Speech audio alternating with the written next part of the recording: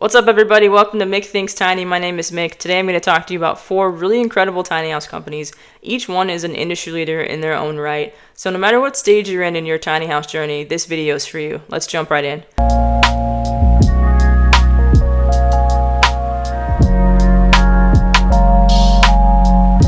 Alright, so 4 tiny house companies that you need to know. Before I jump in and talk about them, I just want to take a second for those of you who are new to the channel and just talk to you a little bit about the channel's about. So the purpose of Mick Think Tiny is twofold. It's to sort of document my own journey as a tiny house enthusiast, sort of researching, doing everything that I can to learn about everything before I go and buy my own tiny house and renovate it. And then I'm also going to create my own tiny house company in the next few years too, so you can stick around for that. The other piece of it is just to sort of be your source for all things tiny. There's so much information out there, and I want to do my best to sort of research. I love researching it. I'm a big tiny house nerd, and just sort of like distilling it down, sort of narrowing it down so that y'all can get sort of like as much information as possible in a very short period of time.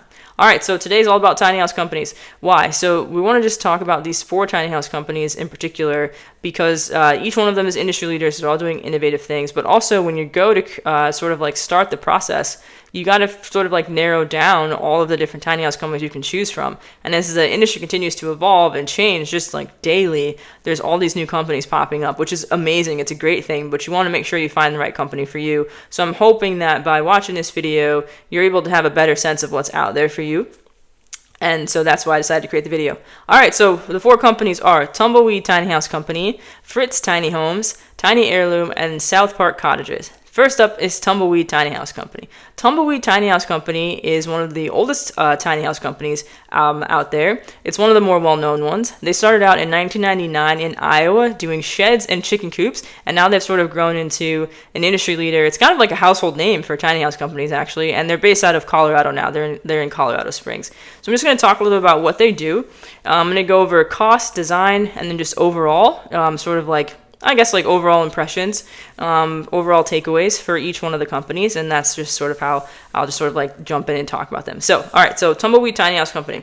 What do they offer? They have 3 main models, so just sort of like looking at all of them, I'm going to put lots of different images up on the screen, 3D tours if the websites offer them. All this is coming from the website, and there'll be links to all their websites and their socials for each one of these companies in the description for today's video as well. Okay, so Tumbleweed Tiny House Company, they've got 3 main models. We're looking at the $100K price range regardless of the one that you choose, and they offer financing. All of the companies do. Tumbleweed Tiny House Company offers financing at 8.5%, which is pretty standard, 25-year loan, and 20% down payment is what they require. So your payment is going to end up being like $750 to $1,000 a month, which is still lower than mortgage depending on where you live.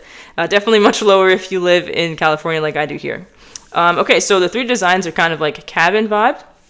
And they've got a more like container, it kind of gives you like a shipping container aesthetic, right? That's kind of what it looks like, with sort of like the gable style roof. And then the other one is the more modern look. It kind of just looks like a really small, like traditional house that you would see anywhere throughout the United States. So those are the different sort of like models. There's loft options for all of them. We're taking a look at the interiors. You see there's a lot of like wood paneling on the interior, sort of exposed, really light and bright. Kind of looks like pine for all the models, and they range in size from 26 to 33 feet. So again, we're looking at like the overall, we're looking at 100K for Tumbleweed Tiny House Company. We're looking at 3 models. If I were to pick just today, I would probably pick the Aspen because it's more modern, which is kind of more my style, especially on the outside. But then you have also on the interiors too. I'm assuming they do a degree of customization because when you go onto the site and you pick one, it says design yours, and you click on it and it gives you the next steps and contact information. So there will be a degree of customization. I will say that the kitchens are kind of small, which can be standard in some tiny houses, but I know that some companies are trying to expand them because as more people are working from home and sort of making tiny homes their starter homes, or even for some people their forever homes, a lot more people are going to want larger kitchens. But yeah, so the kitchens are kind of small, but overall it's a great option if you're willing to spend a little more money and get something from a trusted sort of like green certified builder that is a household name.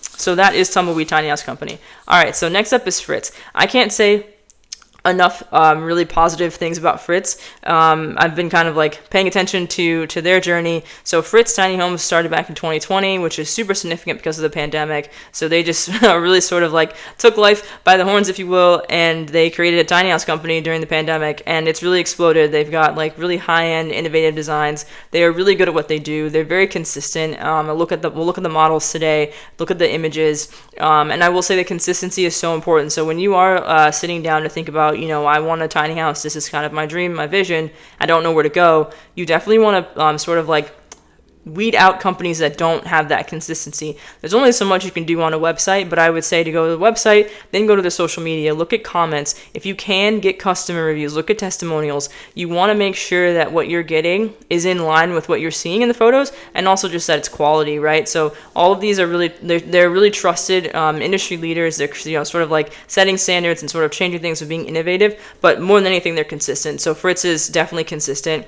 They kind of take the Scandinavian look, they really excel at it, and then they sort of like elevate it and bring it to another level with a lot of things that they're doing, if you're looking at some of the designs. So we're going to jump in and we're going to look at some of them. So we're going to take a look at their Halcyon series. They have 5 different models. Just going to show you pictures of each one. Look at some of the interiors, really beautiful, sleek. All of them kind of have those angled roofs for the exterior, and there's a range, right? So their range for their pricing ranges from $70K for their smallest studio, which is a really smart concept, right? If you're thinking about an 80, not even an ADU, just for your backyard, you just want to have a quiet place to sort of like do your work, read, write your next novel. So the studio is a really great setup. So that's $70K, all the way to their higher end models, which are going to be close to that $200K mark, and this is all US dollars, all these prices.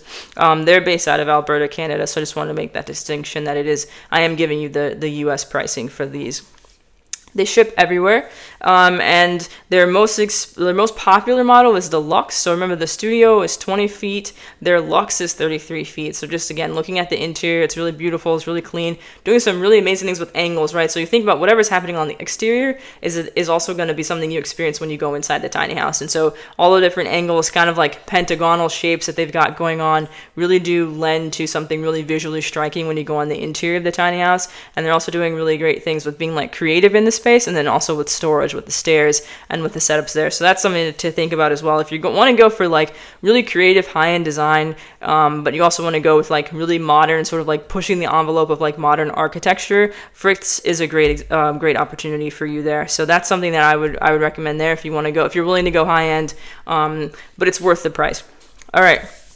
Next up is Tiny Heirloom. I was really excited when I came up with this idea for this video, and Tiny Heirloom was one of the first companies that popped in my mind. There's no way I could do this video without giving Tiny Heirloom their much due credit and shout out. Tiny Heirloom, for those of you who don't know, is a company that's family owned. It's based out of Oregon, outside of Portland, Oregon, and they're known for the HGTV show Tiny Luxury, which is actually where my tiny house dream was born. So my tiny house dream was born out of all of the really amazing, innovative, creative things that they were doing at Tiny Heirloom. So definitely have to give them tons of credit there. They started out in 2014, so it's been about 10 years for them. They ship all over the US. They've got financing. They emphasize customization. So there's a lot of opportunities for you there. And then also there's a range for their prices. So for their signature series, which are all 20 footers, for example, the one that I'm showing you here today is Keepsake. That one is at $84,000, so less than $100,000. Again, with the angled roofs, good spacing. It's a nice size. They advertise it as sort of being lightweight, so that's really important to think about, because that's something to think about when you're building a tiny house is the weight as well. The sleek design with the lofts up top again, and then they have their Heirloom X, which is a little bit more expensive. It's $89,000. It's not customizable just because of the way that it's set up, which you see here, right? So the way that it's designed, like, I think that's not going to lend a lot for customization, but again, it's beautiful the way that it is, so I see where you wouldn't necessarily have to change it either. And then their custom builds. So if you go to the website, you go to their gallery, they have a custom build section, and that'll show you some of the ones that they've built out. I'm showing you here the modern mountain home because I think it's incredible. It's stunning, it's beautiful, it's visually striking. It's just playing with rustic and modern tones, right? It's really great. It's one of my favorite tiny houses I've ever seen. Of course, I saw it on Tiny Luxury, but it's still one of my favorites. So that's a really good one. And again, that lends to that consistency, right? Like something they did, 7 years ago is something that's still relevant today. It's just something they're still selling. It's something people still want. That's really important. That's something that you really want to see with the company. All right, so overall, tiny heirloom is another solid choice, but again, it's on the higher end, so that's something that you have to think about. I'm definitely going to make a video where I sort of talk about the budget side of tiny house building and buying a tiny house and shopping for a tiny house, because you don't have to spend $100K, which I sort of emphasize over and over again, because I'm a big advocate for making sure that you don't spend more money than you have to.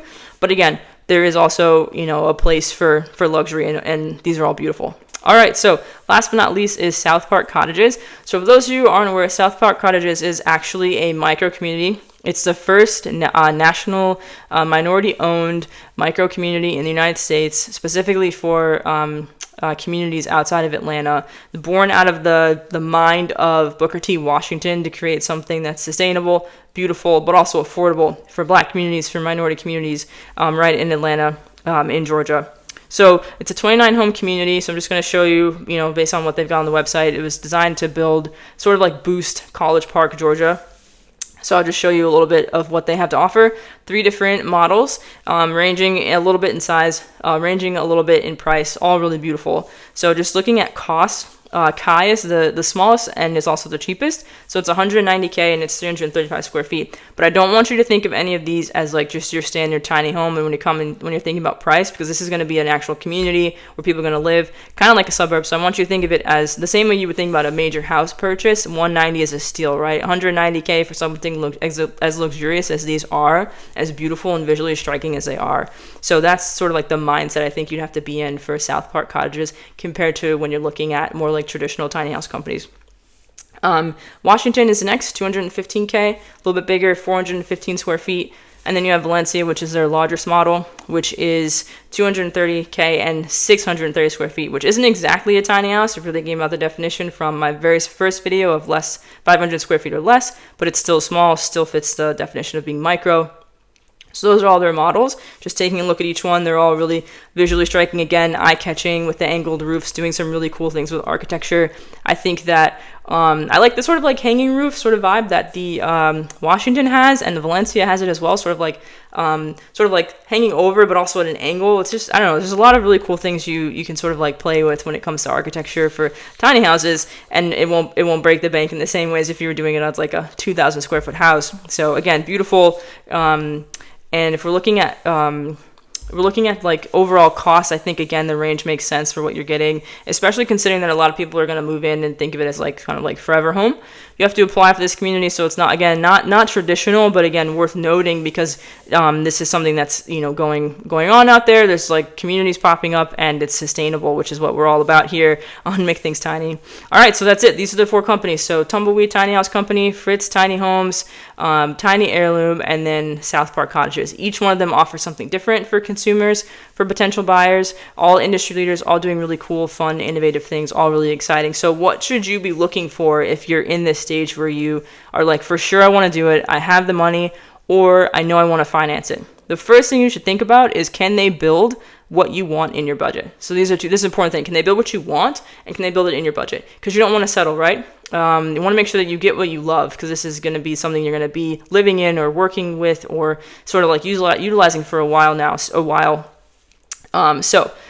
that's the first thing. Can they build what you want? So just do your research and shop and make sure that the floor plans match, and also make sure that it's the budget you have. If you have 50K, you know you're not going to be going to a company that only does 150K or 100K builds, because it's not going to happen, right? Design-wise, make sure it's to your liking. If it's something that's a little more like basic, a little more traditional, and you want something really high-end, sort of like playing again with different things with architecture, go for a builder that's got the architectural design that you want. Talk to designers, reach out to people, ask questions, and then just make sure that you love it, because it's your money and it's your time and it's your vision, it's your dream. So yeah, the links for all these companies are in the description, all their socials as well. Make sure that you check them out, follow them, of course, and just stay up to date with what they're doing. And in the next video, you don't want to miss it. I'm very fortunate to have Ansel Troy on the channel. I'm going to sit down, talk to Ansel, talk about their experiences. For those who don't know Ansel, without saying too much or giving too much away, Ansel is a really phenomenal human and tiny house enthusiast who does some really amazing things with tiny houses and Airbnbs, so you don't want to miss it. So as always, please take the time to subscribe to the channel if you haven't already. Tap that notification bell so you can find out when I drop new videos. I drop new videos every week, and don't forget to think tiny. See you later, guys.